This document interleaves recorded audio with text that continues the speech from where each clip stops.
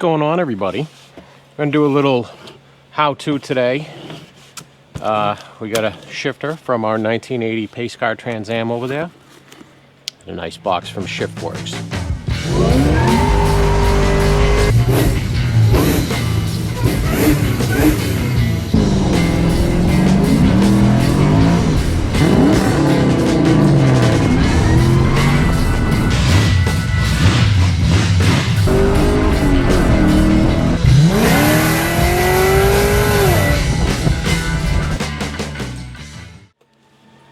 Alright, so if you don't know who Shiftworks is, they make a bunch of shifter retrofit kits. Like, say we're putting a 6L80 into this car, or you're going from the factory 3-speed to a 4-speed. They make gate kits to convert your 3-speed over to a 4-speed, but they also make what we have in this box right here. In this box, we have a relocation kit for your neutral safety / reverse switch. So you can move it from off of your column in your automatic car to down on physically on the shifter it's going to mount. Why you would want to use this. So, if you put some long tube headers on a car like our Trans Am 2nd Gen F body over here has, you get in the way of, I guess you can call it a Z-bar for your automatic transmission. Even though your cable shifted through here, there's still a rod that runs up to your column to control the bottom half of the column for where your factory neutral safety switch is. Now, when you put big tube headers on it, or say you change the motor all completely and put an LS also like this has, you get in the way of that rod, so you can't run it anymore. So essentially, you have no reverse switch for your lights in the back, and you are stuck permanently in what would be your park position, so you could technically start that car in any gear you are currently in, which is not ideal. Less ideal is not having backup lights. This allows you to move this down here and complete function of park and neutral for start only and reverse for your lights. Additionally, with this car, they have a rear view mirror in it that has a backup camera that's built in, like all your newer cars and stuff. But whoever put it in at the start, whoever did the work, has it so it's on full time, and the customer only wants it on when it's in reverse. So I am going to also wire that up into the reverse switch here now, so that it only comes on when you're in reverse. So, let me open all this stuff up and I'll show you what comes in this kit. So what you'll get in your particular kit is very dependent on year, make, model, and shifter style. For this shifter, we get a couple of brackets that we'll need, a couple of pins, a little spring washer, and your switch. I did one of these for the 71 GTO behind me also. It had a few more brackets because it was a little bit different style shifter, because that was an A body style instead of this being the F body. I don't know what the differences were in them, but obviously it needed other parts.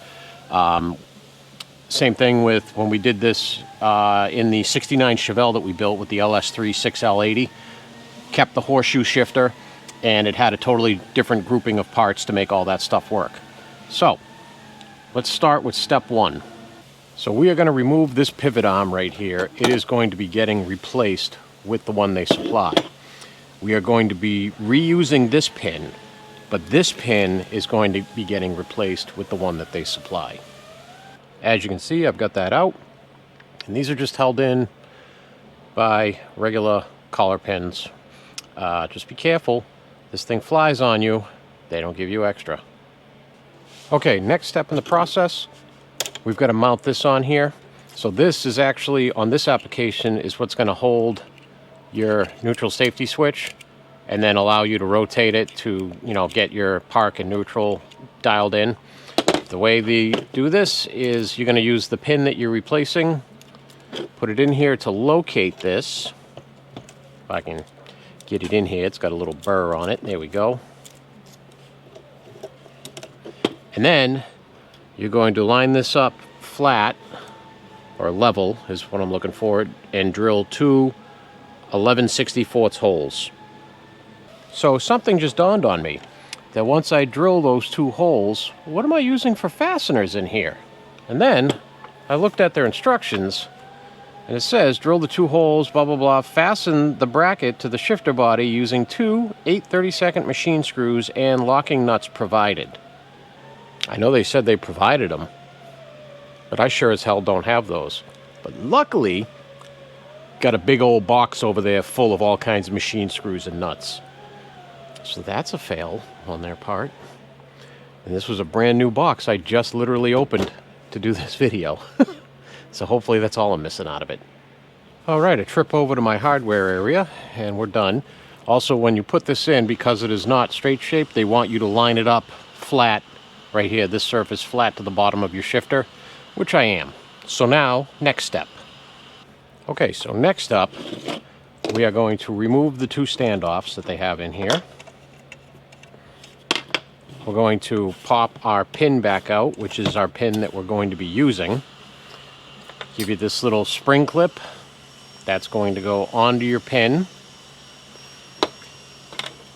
You take your new crank and you take this little tab that they give you.